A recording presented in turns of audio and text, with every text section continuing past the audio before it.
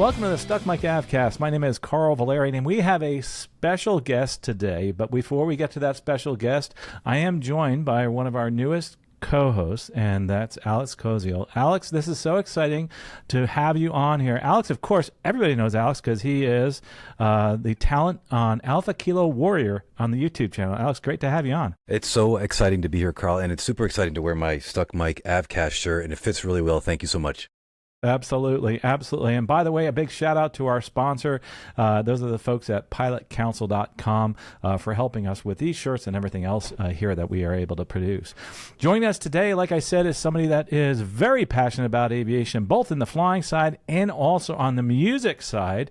Has some incredible aviation themed music, very high energy, visually exciting channel on YouTube, and that's Pete Buffington of the YouTube channel SpeedBrake Armed. Pete, it's great to have you on. Really appreciate you having me here today, both Carl and Alex. It's an honor to be able to talk to you here on Stuck Mic AvCast. And I really look forward to sharing my background, where I came through, my aviation history, and how I got tied up and involved in this entire musical adventure. Yeah, the musical adventure is amazing. Actually, that's how I found out about you. I didn't even know that you were a pilot. I just assumed that. And I found out later that you were actually an airline pilot. But before we get ahead of ourselves, how did you get into aviation? I'd love to hear people's stories. What lit the fire? Yeah, that's a great question. And that's, flying 737s on 3 and 4 day trips. That's always a great question to ask my fellow coworkers is, how did you get your career started? Where did you come from? And, you can usually fill up half a trip by sharing aviation stories over the years. So for me, it was no easy road. It was an incredible journey to get from when I was a child interested in aviation and to this point. If you would ask me to dream what that career path looked like, I could have never predicted how it turned out. So it's really a phenomenal adventure that I've been through in this life, and I don't regret any of the decisions or any of the choices that I made along the way or any of the experiences I had. It's all brought me to this point, and I'm very grateful to be where I'm currently at and at this point in my career. But ultimately, I started in aviation as far back as I can remember. I have memories as early as 3 years old after my parents took me on a United Airlines 747 flight to see my aunt and uncle in Hawaii. My uncle was in the Navy, stationed in Hawaii, and we flew on the Tulip United Airlines 747 from Chicago out to Honolulu. And on the way back, I recall the flight attendants sent me home with all kinds of little knickknacks. In fact, one of them was a miniature inflatable 747 and a styrofoam cutout of a 747 that you could throw around as a glider. And I even have photos of myself playing with these toys back when I was born and raised in DeKalb, Illinois. And I think from that point on, I was just hooked on aviation and airplanes. My dad was a really strong mentor for me. He used to take me to the airport to watch airplanes, as most kids did back in those early years. And we would just go to watch the general aviation airplanes take off and land.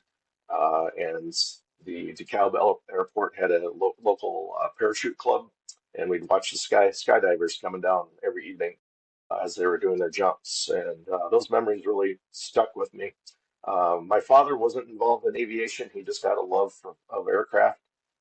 His primary career, he was the lead technician for Wurlitzer Corporation. Wurlitzer built pianos and jukeboxes. If you've ever been in a bar, you might see a jukebox, and that jukebox will say Wurlitzer Corporation on it. And so Dad was heavily involved in piano technology, piano tuning, and the musical side. And that's kind of segues me into the musical ties. So Dad tuned and toured for Chubby Checker in the 1980s, and also Duke Ellington, who was a very famous jazz artist back in the day in the 1970s. And so he would travel around and tune their pianos and making sure all their stages were set and ready for each of the performances. So I can remember Dad taking me with him to Chubby Checker's concerts, and I can recall sitting on the stage while Dad tuned his piano for a concert, and then Chubby Checker walking out before the concert and talking with my dad, and then coming over and saying hello to me. So those are some pretty neat memories. But Wow. as I grew up over the years, I got involved in building models. I probably had 2 dozen plastic models that I built and hung them from my bedroom ceiling. I would spend summer after summer building these replica World War II aircraft in our basement, and then painting all the details and putting all the decals on those models. And then I would race up to my bedroom and hang them with fish wire from the ceiling. And I remember at the end of high school, uh, there was literally no room left to hang another model left from my bedroom ceiling. And then, of course, that led into RC aviation. My dad and I spent the summer building it was called a PT-40 radio controlled aircraft. And we would go out to the Iowa City Aerohawks airfield. We shortly moved uh, over to Iowa City, Iowa, uh, after my dad's career at the Williser Corporation in DeKalb. And we would go out to the Iowa City Aerohawks airfield and fly the PT-40. And that was a good early introduction to aerodynamics. Uh, being a teenager and basic aerodynamics of aircraft. And I, I just kept pushing forward with the aviation thing. I knew that ultimately that I wanted to be a pilot. I wasn't quite sure what kind of pilot I wanted to be, whether I wanted to go into the military or the commercial side. But the obvious next step for me was to take a flying lesson. And so on my 15th birthday, my parents asked, "What would you like for your birthday this year?" And I said, "How about a 1 hour flying lesson?" And they said, "All right, that sounds reasonable." And so I can remember on my 15th birthday, October 4th, 1989, I went out to the Iowa City Municipal Airport and climbed into a 1979 Piper Tomahawk and met the instructor out there. And he took me up for about a 30-minute introductory flight lesson in a Piper Tomahawk. And we flew from Iowa City up to Cedar Rapids, Iowa, and did a touch and go, and then turned around and flew back to Iowa City.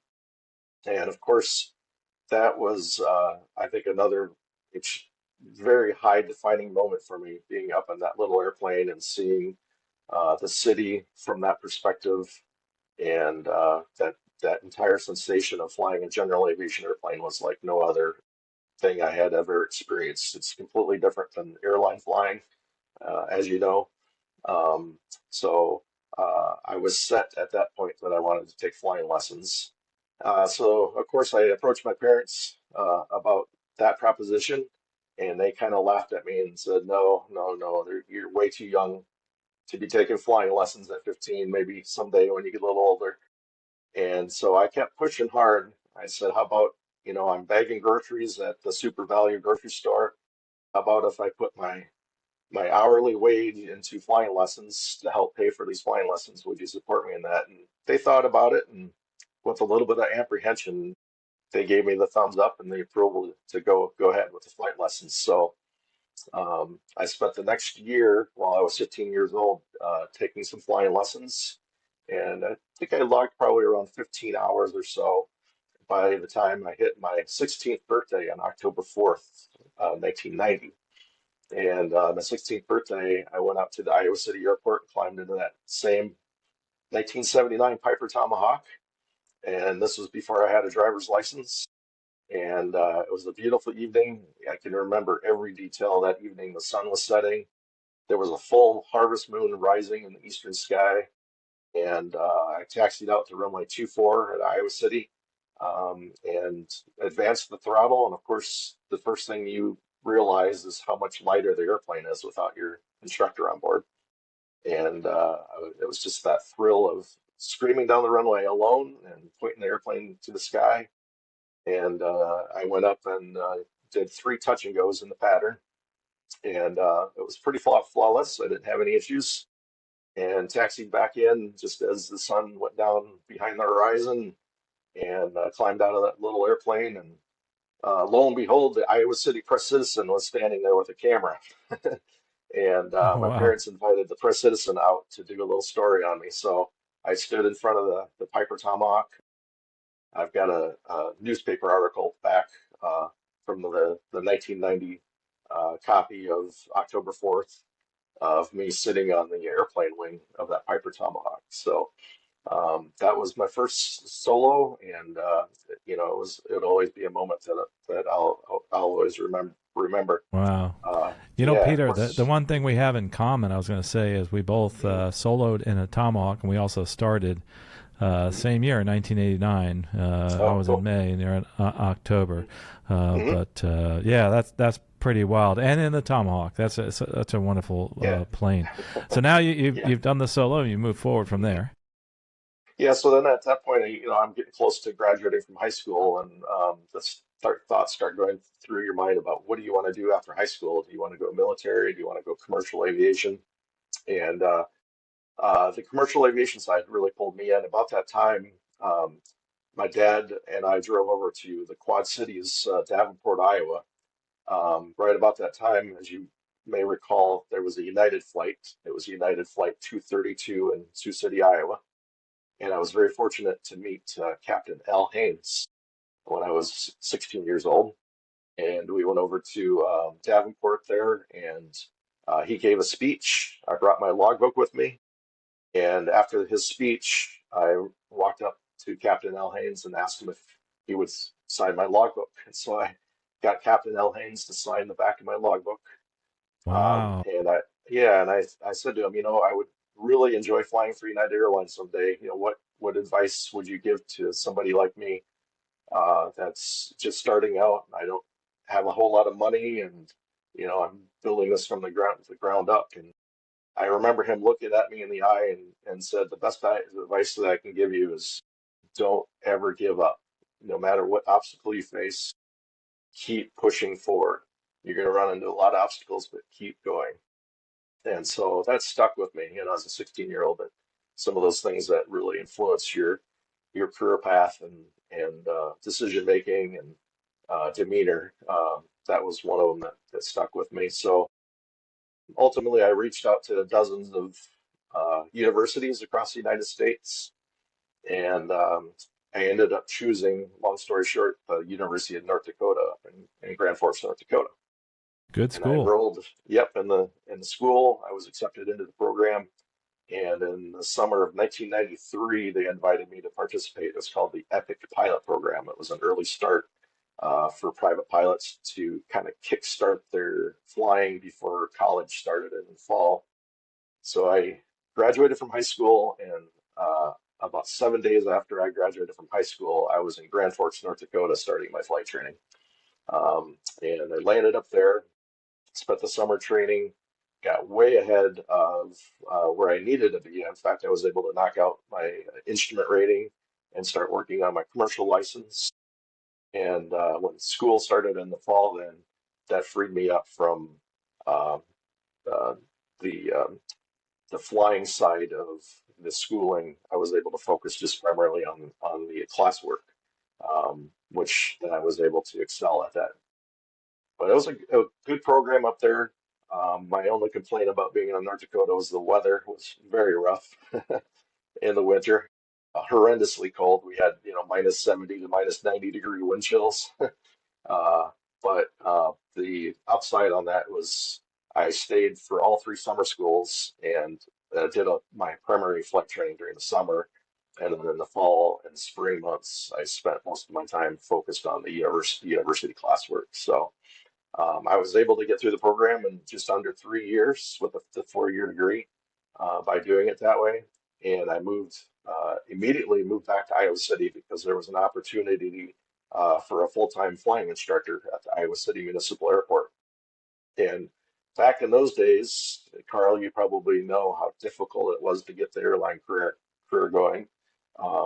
People were telling me you need to flight instruct for a couple of years, then you might be able to go fly canceled bank checks and twin Cessnas. And then maybe you can get hired on a Beech 1900 flying for Great Lakes Aviation for around $12,000 to $14,000 a year. And then after you do that for 7 to 10 years, then maybe you can get on with United Airlines. And so, having graduated from college, that seemed like an impossible path for me. It just seemed so far away to do all that. Going back to what Captain Al Haynes told me not to give up, I just put my nose to the grindstone and started flight instructing at Iowa City. And I ended up teaching there for 2 years from 1996 to 1998. It was a great place to teach because the University of Iowa was based there at the Iowa Hawkeyes, and there was always a steady stream of students coming down to the airport.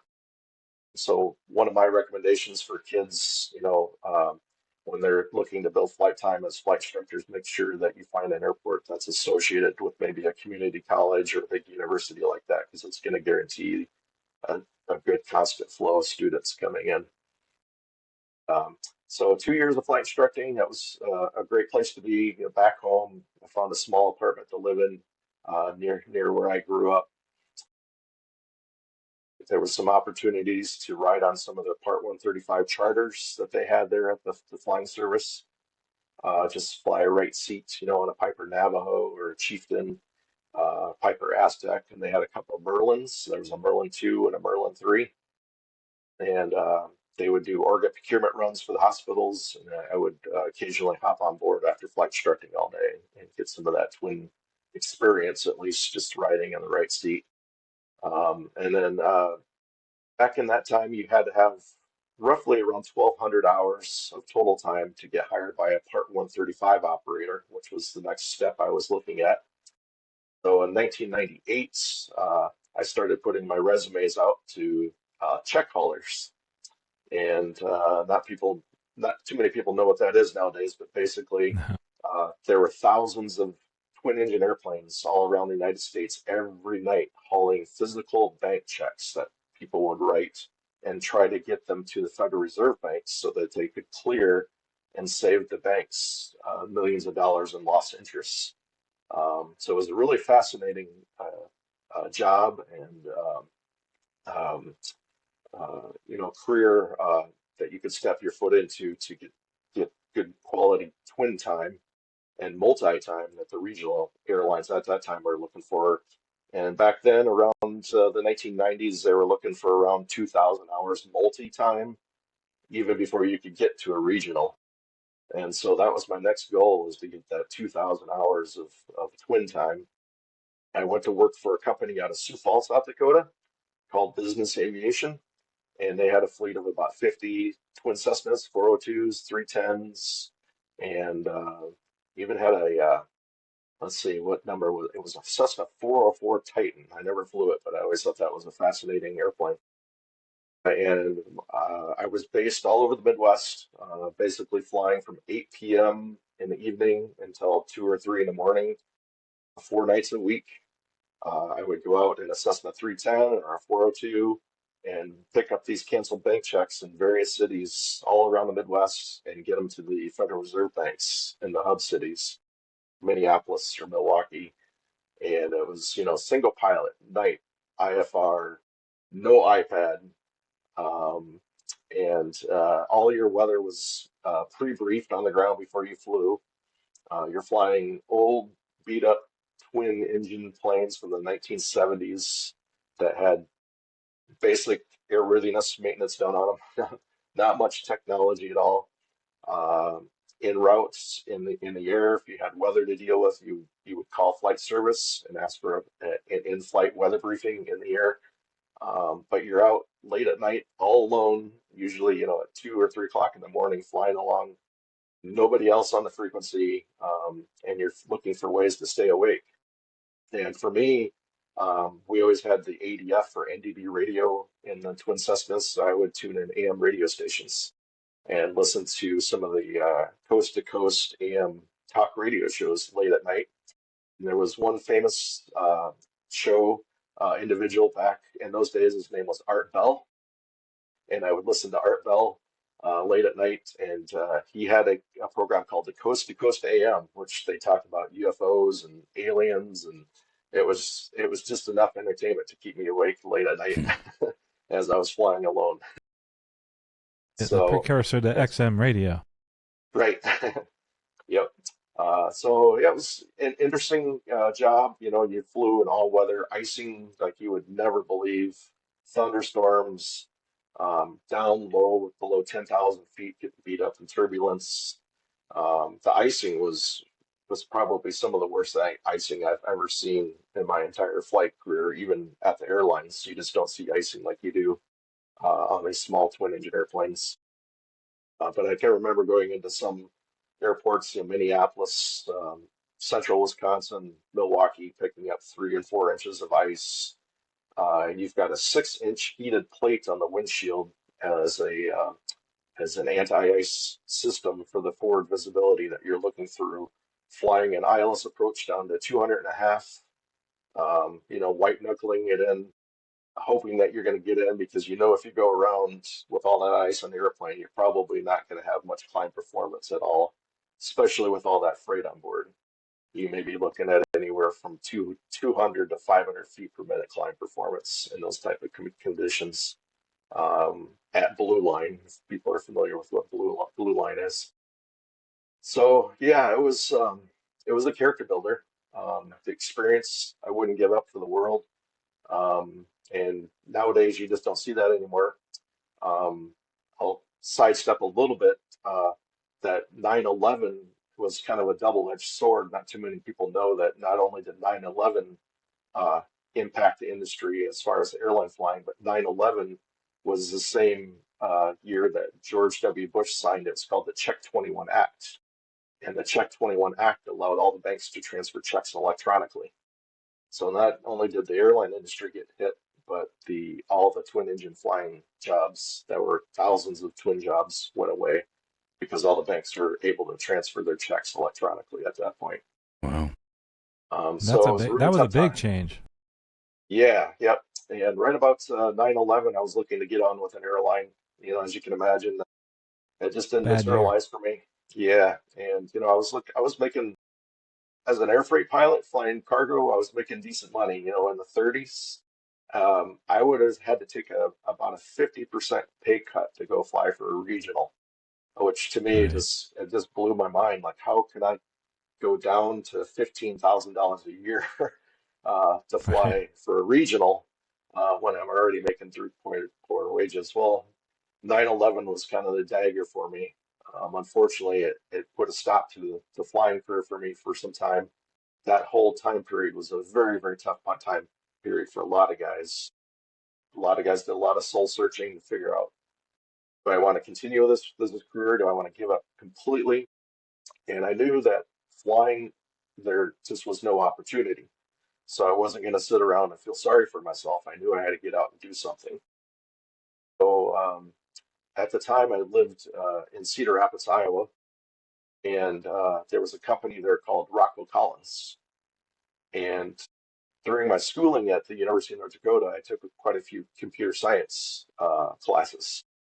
And I remember going to Rockwell Collins and sitting down at an interview and saying, I've got this background as a pilot and some background in computer science. And the person doing the interview kind of looked at me funny, and she said, we never have both. It's either we have pilots or we have computer programmers, but we very rarely get somebody with computer science and piloting backgrounds.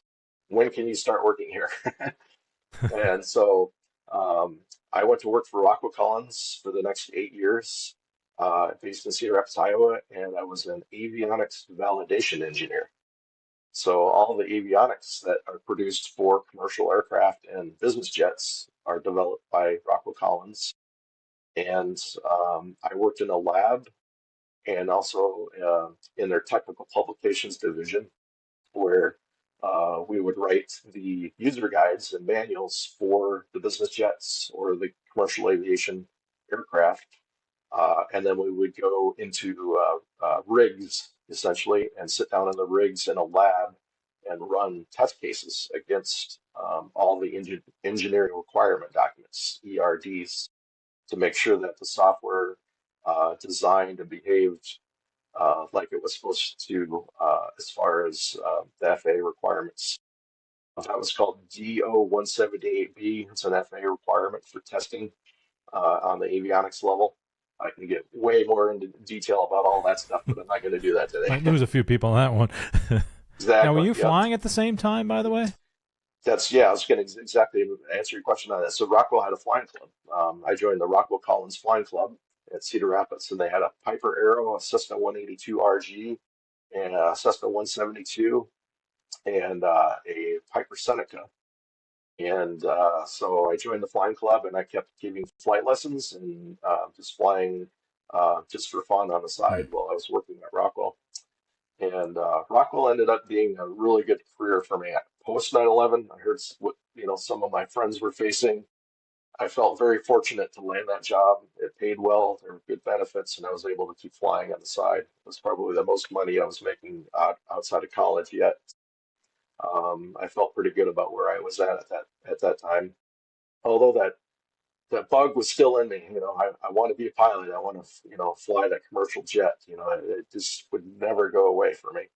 So almost 10 years later, after 9/11, they call that the dark decade. It was a long period before things really started to recover. There was an opportunity in Madison, Wisconsin, for a first officer to fly um, for the state of Wisconsin. And so I applied for that job. We moved up near Madison, Wisconsin, and I also worked for a software company in Madison. That was a smaller software company that developed security-based software, and they were looking for a software quality engineer. So I had two jobs lined up. I was able to work the software quality engineer position and fly for the state of Wisconsin, which was a really cool combination because I could take the work with me on the road as I was flying for the state, and also get some flight time again. And I was at the state for maybe 6 months, and they decided, hey, you're way overqualified to be sitting here in the right seat. We need to get you upgraded. I immediately upgraded. We had three Pilatus BC-12s and a King Air 350, and our jobs were to fly the governor, the lieutenant governor, the hospital system, the University of Wisconsin hospital system, and also some of the smaller athletic teams. We would take two planes and take like the girls volleyball, softball, basketball, and teams, and we would take them to their games and bring them home. So, and then also organ procurement runs for the hospital. So we had 12 pilots there at the state, and they kept us busy around the clock. We always had about a 30-day advance warning on what our schedule would be. And I really enjoyed working there. It was a good job, a good corporate position. And that was kind of my segue that got me ultimately back into airline flying then. Air Wisconsin was advertising for regional airline pilots. And again, for me, it was some soul searching about whether or not I could take a little bit of cut in pay to go fly for a regional airline. And in 2017, the summer of 2017, I was at Oshkosh at the Airshow, and Air Wisconsin had a booth, and they were doing on-site interviews. And I walked over to that booth, and I sat down at a picnic table, literally, in my Oshkosh clothes, no suit.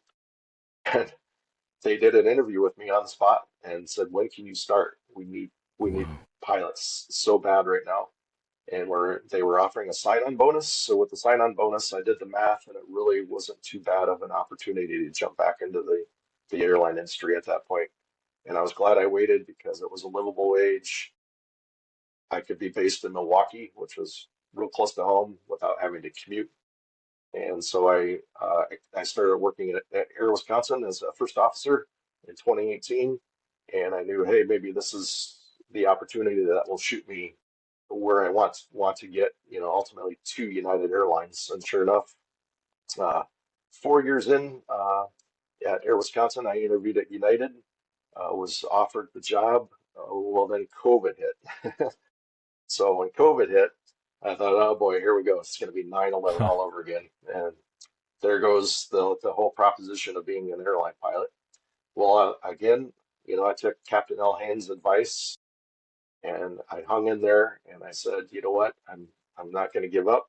Um, and I was at the time I was a first officer in Milwaukee. Held my seats. I was about number 5 on the FO list. Unfortunately, Air Wisconsin furloughed about 50% of their pilots, and I just kept on flying through COVID. It was a really weird time period. I remember about 2 weeks during COVID where we were flying empty airplanes with just cargo on board, and it was just surreal. It didn't seem like it was real to me the entire time. But I rode through it, and ultimately things rebounded much more quickly than 9/11. I think the airlines were well prepared, relatively speaking, for COVID compared to 9/11. 9/11 caught them off guard. They weren't well prepared for any type of disasters with COVID. A lot of the airlines had planned for a disaster or some sort of event, so they did have some cash on hand. Not only that, they did get some government assistance to help them through those times, but ultimately it was the flying public that came out and said, we're sick and tired of being locked down. We want to fly again. So it was about a year after COVID that it was just the floodgates opened like you wouldn't believe. And suddenly now you have the situation where United Airlines gave early retirement to 2,500 pilots. And there's this demand like you can't even imagine that people want to go places. So I quickly received a class date, and jumping ahead, I moved from a new hire at United to 50% on the seniority list in just under 3 years at all Wow. of United. Yeah, it's just incredible. I would have never believed that. When they talk about timing in this industry, that's a classic case of being at the right place at the right time. Maybe a little bit of luck involved there, but here I am now at the 50% mark at United on the entire seniority list, and I'm flying the 737s based out of O'Hare, and that's my story in a nutshell. This episode is sponsored by Pilot Council, LLC. You can find them at pilotcouncil.com. Pilot Council is an aviation law firm assisting pilots, aircraft owners, and other aviation professionals. You can find them on the web at pilotcouncil.com. Pilot Council sponsorship does not constitute legal advice or client-attorney relationship. Prior results do not guarantee similar outcomes. But to give yourself credit, you stuck with it, and you listened to that. Don't ever give up. For people, whether you're getting your private, whatever, just don't give up. And I think you're a testament to that because of all those different things that you've been through, and we've a lot of us that have been in the industry for a long time have done that. But it's the ones that don't give up that really succeed, and you have. So if you didn't have the time, you wouldn't have been at this spot where you could get hired. I mean, that's the biggest thing too. Right. Is so that good on you about that. Now, but now you're at the airlines and as a captain, first officer right now. I'm still a first officer. Yeah, that's first my officer. choice. Yeah, it allows me to. I'm sitting at about 18% on the FO seniority list in Chicago, and I could have upgraded a little while ago, but it would have involved commuting to either Newark or San Francisco. And you know what those dynamics bring into your life when you start commuting Absolutely. to a job. I can just drive to work, and I can get any schedule that I want right now. And the benefit of that, we'll get into this here in a second, is having the music, and with everything that's going on with the music now, I have complete and full control over my schedule. Absolutely. Which is, really important right now. Going back to when you flew, I was just curious for those that, like Alex got his first passenger. Do you remember some of those key moments in your life? Like, do you remember your first passenger? I do, yeah. Back in my general aviation days, my dad was my first passenger. Obviously, that was just kind of a natural to take dad up for flights, and I can remember strapping him in, in the right seat of the Piper Tomahawk, and us taking off and just maybe we took a scenic tour over Iowa City and went up over the Coralville Reservoir and looked at the dam from the air. And that was really an honor to be able to take my dad for the first airplane ride. And then Absolutely. my high school days, I used to do there. I advertised in the high school sunset flights, and so a lot of the high school students would come down in the evening, right at sunset, golden hour, as we call it. I would take a fellow classmate up for a sunset ride. Maybe we'd go up for 30 or 40 minutes and just and see the dramatic sunsets from the sky. And that was something Yeah. that I did on a regular basis. I enjoyed that aspect of being able to share flight. Flight to me is something that I enjoy, but I think I get way more out of it when I share that experience with somebody. So that, and especially somebody who's not a pilot. So, Hmm. Hey, Pete, I got a question for you. yeah, sure. So going back to your CFI days, obviously you don't do any CFIing anymore. Do you keep in contact with any of your students through email, text, or anything like that? How does that work? That's a great question. That was, let's see, such a long time ago now. Um, I don't have any students that I keep in touch with from Iowa City. Um, I know I've seen a few names out on social media where they're working either for regional airlines or flying corporate, which is uh, pretty gratifying knowing that they continued on, with their flying and earned those jobs. But let's see, from almost 30 years ago now, I don't regularly keep in touch with anybody that I was giving lessons to. Um, It's kind of cool to watch them move yeah, along. so it's yeah, That's kind of the neat thing is that sometimes mhm, they pop up in your feed, on Facebook, and it's like, oh wow, that was one of my students. And yeah. just a funny side story. I actually have a student that or a coworker just retired from United, Hmm, so it kind of shows you how my age. I'm at that end of the spectrum right now. yeah. You talked So, about having this time off or having a good schedule so you could have time for your other interest, and that's music. And by the way, there's a great organization called the Flying Musicians, just absolutely outstanding. I'm sure you know something about them. mhm, So how about the music side of things? yeah. When did you get involved in music? Was it the Wurlitzer days?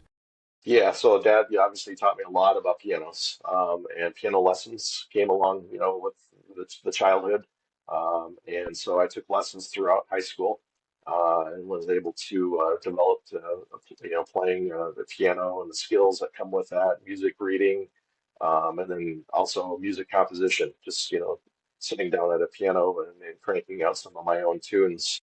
And then also the technical side. Dad taught me all of the inner workings of piano. So I run, believe it or not, with the limited time that I have, I also run a side business now. I tune and repair pianos for people on a case by case basis, and I've always done that over the years.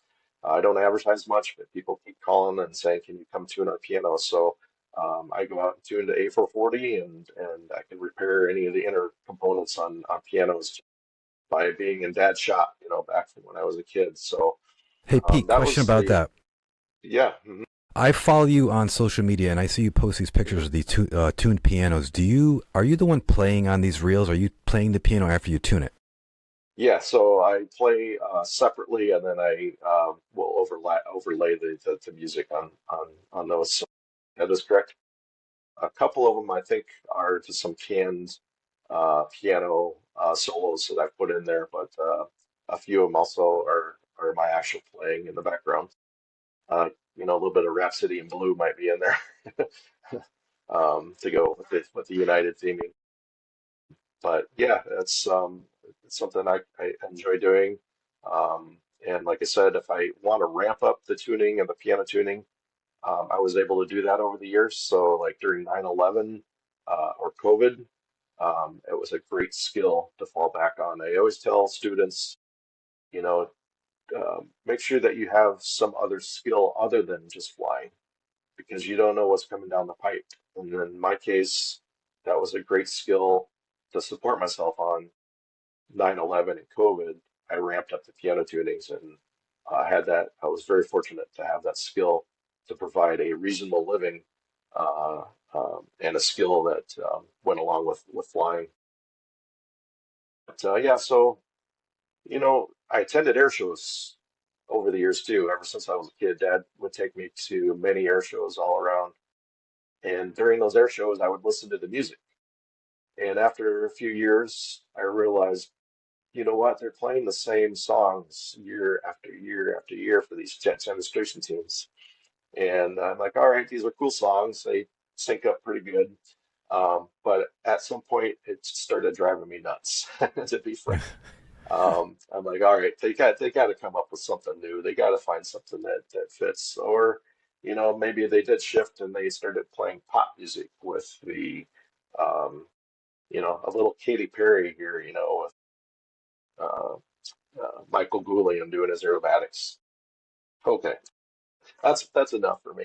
Uh, so, in the back of my head, I always thought, wouldn't it be cool if we had music that synchronized to these air shows, and whether it was a direct uh, musical performance for a specific aerobatic pilot, or maybe just ambient music for the airshow elements. And that idea stuck with me through the years. Um, and I thought a lot about it, but I never really wanted to do anything with it because I didn't want to put something out there that I thought might be cheesy, that people might think this is low quality, there's no way we would ever use this or perform it. So I waited, and ultimately, about 2 years ago, the technology improved such, and I can get into a little bit more of the technical details and how I produce this. Um, and I'll skip ahead here. And Alex and I had this discussion here just the other day, as every question I get now is your music AI. And that's a very common question in the last 6 months now. Everybody says, your music AI. Well, I'll just flatly say, no, it's not AI. There is one little caveat there now, that a lot of the software that I use to compose the music has AI built in to assist in the creation of the AI. But everything that I'm producing is original. Um, the process is quite involved. It's writing the lyrics. The lyrics, I think, come from the 30 years of being in aviation. The lyrics have to be technically accurate. If I were to use AI and ask it to write a song about a specific situation, it might get close, but it would be so Hmm. ridiculous that I would throw it in the trash. It's just not technically Absolutely. accurate. Yeah, close enough for me. So I write everything. I make sure it's technically accurate, spot on. It has to be realistic. It's got to be believable. And every song that I write has to tell a story from start to finish. That's essentially where I start, is with the lyrics. Once I write the lyrics, I sit down in front of my computer, and my computer in my studio has a MIDI keyboard hooked up into the computer. And on that MIDI keyboard, I can recall up to maybe 3,000 instruments, whether it's bass guitar, drums, synthesizer, clarinet, trombone, steel drums. I can pull that up on my MIDI keyboard. It's really, really cool. And it's realistic too. It's once you play those instruments, you can't tell the difference between an acoustic version and an electronic version in most cases. And I sit in front of my computer and I sit on my hands. I don't touch the keyboard. And this is part of the artistic process. And I wanted to just describe a little bit of how I go through this process with the music creation. And in my head, I think about, let's take let's take Vicky Benzing for an example, flying an aerobatic routine in her red Waco biplane. What kind of music element fits her routine? Is it going to be a punk rock song, high intensity? Is it going to be blues? Is it going to be jazz? For me, it just naturally comes. For me, I've got to have female vocals singing a beautiful melody with maybe some light synthesizer background. And those are the things that, before I even start composing the music, I think about the element. I think about who's performing. Is it the Hmm. Blue Angels? Is it Michael Goulian? Is it Alex flying his Alpha Piper Kilo version? Warrior. Yes. Yeah, that was And what? exciting. That was exciting, Pete. Yeah, We yeah. kind of we have a song out now, Carl. Did you know that? Yes, Yeah. I haven't heard it, so it's a spoiler Yeah. alert. I was about to listen to it right before this, and I haven't had a chance. Yeah, it's the Yeah. first song I tried writing, Pete, and yeah, we were just texting back and forth, Carl, during on Instagram, and this was like a Memorial Day challenge, I guess, and then I sent you over. It took me 2 days to write some lyrics, and I think within 12 hours we had a song, and I was like, I don't want to change a thing because Pete, you did such a fantastic job. Thank you so much. Yeah, you're welcome. And I was surprised. I thought maybe it would be 3 or 4 iterations back and forth. But again, it's I just take it for granted, but I'm able to conceptualize and visualize the musical elements for any given situation. And once I get that element in my head, then I actually start with the actual musical composition and say, this is the way it's going to sound in my head, and this is how I'm going to execute it. And then once I execute it, um, we use software. It's called a Reaper DAW, Digital Audio Workstation. And this goes back to my point about AI. So we can stem all the different instrument pieces. Once those instrument pieces are put into the DAW, the digital workstation, we can ask AI to help us synchronize all of the different stems together so that they're in sequence and also synced. And you used to have to do that manually, and that would take days, maybe even weeks to synchronize everything. Now with AI, I can ask AI, synchronize this, and it's done in a matter of seconds. It's just amazing. So, but behind all of this, there's still human elements. There's me spending hours and hours and hours in front of my workstations, piecing this all together. And the vocals, both my wife and I sing the vocals, and then it uses an auto tune, and that auto tune also synchronizes and auto tunes our vocals to make us sound who we want to sound like. So if I want to sound like a punk rock star, I can auto tune it to do that. If I want to sound like a reggae museum, which I recently just did the 737 Island Hopper album, we can tweak it to make us sound a little bit Caribbean or reggae sounding. So it's really cool technology, and in the end, we're able to remaster it and make it sound very professional. And then the music also sounds like maybe a 7 or 8 member band, where it's just myself and my wife Julie working on this together and putting it out there. And a lot of my inspiration and motivation came from a band called Stick Figure.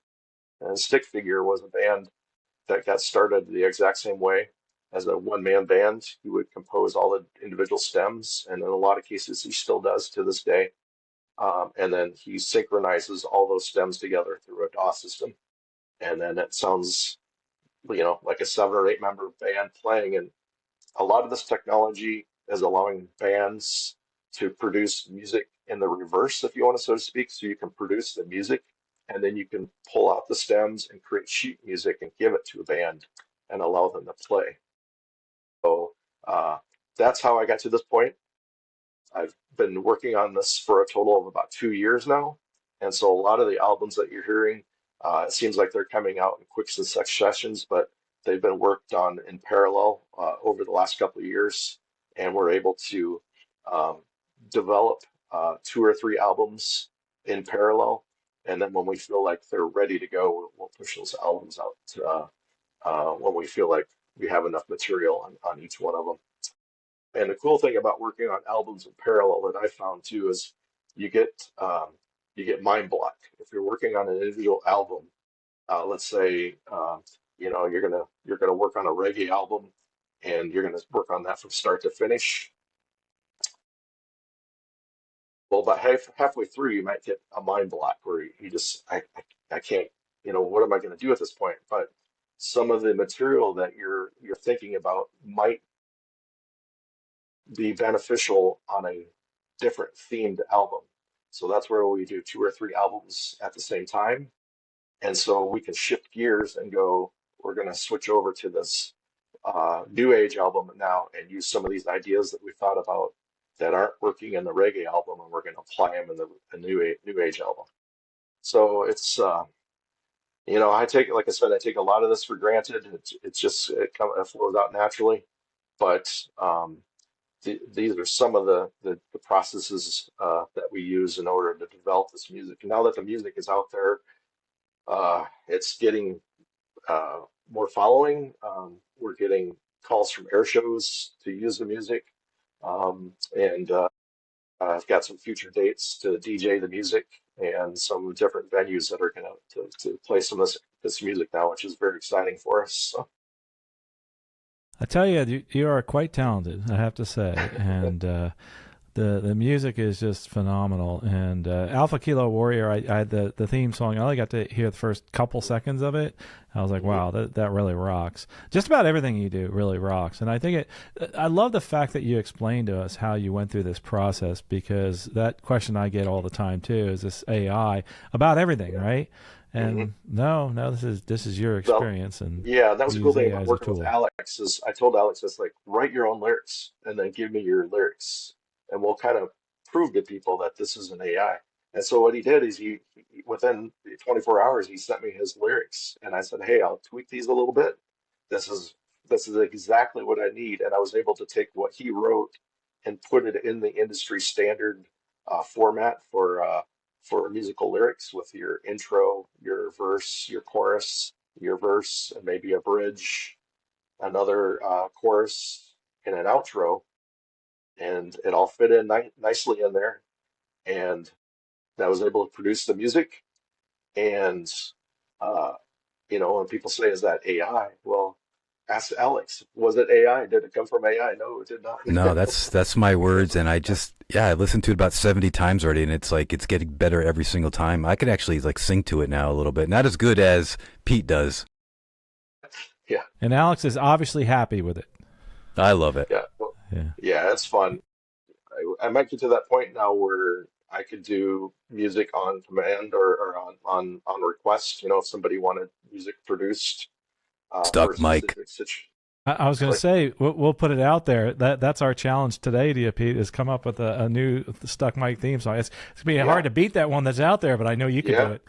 Well, Yeah, Pete, yeah, no offense to you, set Pete, the but I bar think there. Julie should do the Stuck Mike. Yeah, Yes. I agree. Yeah, Yeah, her absolutely. vocals are Absolutely. just stunning, absolutely stunning. Well, So Pete, we we said, are running up on a time constraint here, but sure. but as far as where we can find you and things like that, we never really mentioned that, except for on YouTube. It's SpeedBrake Armed, which if people don't understand that, that's the SpeedBrake is armed, and that's on the aircraft that you fly. So tell us exactly where they can find you on all the different social media. Yeah, definitely. So obviously the music is on all distribution services, so that makes it pretty easy. If you go out and look across 30 distributors, you should be able to find SpeedBrake Armed. And, whether that's Spotify or Amazon Music or Pandora, it's all out there. Pretty easy. YouTube is a big attraction for us at SpeedBrake Armed, of course. We also have a Facebook page, SpeedBrake Armed. That's fairly new. I haven't done, believe it or not, I haven't done a whole lot of Facebook in the past, so that's kind of new for me. Instagram, we're SpeedBrake Armed, and then we also have a TikTok um, feed too. That's it's a little bit different though. That's a SpeedBrake Armed 737 is the username on TikTok, but everything else is tagged with that SpeedBrake Armed. But yeah, we're out there. It's really exciting to be able to put the music out there. And as we get the music out there, we're gaining more followers globally, which is pretty amazing. People from India, Bangladesh, Argentina. It's coming from all over the world. So. Man, I'm so excited for you, man.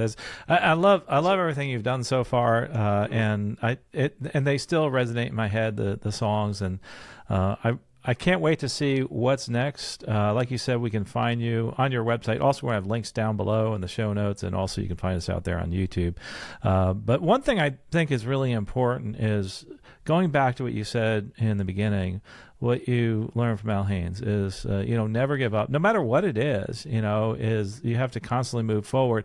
There's people out there that are just getting started in their aviation career and their journey, whether they want to fly professionally or as a hobby, there's going to be challenges along the way. I mean, you've been through so many of them, and you've been able to get to where you are now, and you're living what I would call a charmed life in aviation, and really are somebody that resonates, with our podcast about living, loving, and learning to fly. That's right. Yeah. And, there's people out there who like to complain about their jobs and, how terrible things are in the airline industry and that type of thing. When you fly a trip with me, you're not going to hear me complain too much because, like you No, said, I went absolutely through not. a heck of a lot to get to where I'm at. Every four Yeah, day trip, I look forward to it. Every 3 day trip that I fly, I look forward to it. And I just try to make the best of it because it was an extremely difficult road to get to this point with the career. absolutely. Well, again, Pete, thanks for joining us today at the Stuck Mic AvCast. We'd love to have you back on again to talk more about some of the upcoming performances. And obviously, you can find out more at SpeedBrake Armed on YouTube and also on all the different social media platforms out there. I think what you're doing is terrific. And also, Alex, thanks so much for joining us here on the Stuck Mic AvCast. Alex has been doing a great job out there in social media. Both of you together really are advocates for the industry. And I think that's one of the things that I really wanted to do is bring you both on today, because no matter who we are or where we are, we're ambassadors for this industry. We are ambassadors because whether it's someone who's just getting started and they want to learn how to fly, they want to become a doctor, but they don't want to become a professional pilot, or someone like yourself who's become a professional pilot, you're doing something good. And that's what we want to hear more of. And if you're listening to this right now and you're thinking of giving up, go back and listen to Pete's story. And don't give up, because he's been through quite a bit. And do something today to move forward in your life in aviation. And whether that's just reading a book about aviation, reading Flying Magazine, or whether it's any of the other, sources that you see on the internet, your music, etc. I really appreciate everybody coming here and listening today. We'll talk to you in the next episode. Safe flying out there.